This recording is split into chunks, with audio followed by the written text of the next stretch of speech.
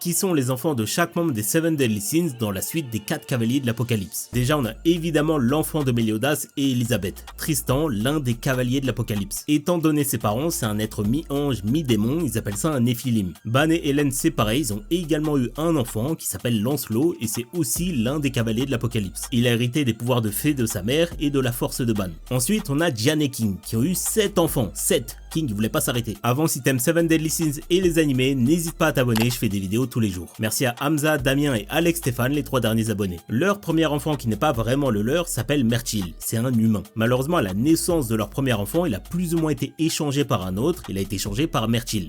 C'est pour ça que c'est un humain. Ensuite on a Sixtus, lui c'est littéralement King Junior, il a tout hérité de lui et il est connu pour avoir un potentiel extraordinaire. Après lui on a eu Belt qui lui aussi a hérité principalement des traits de fée de King.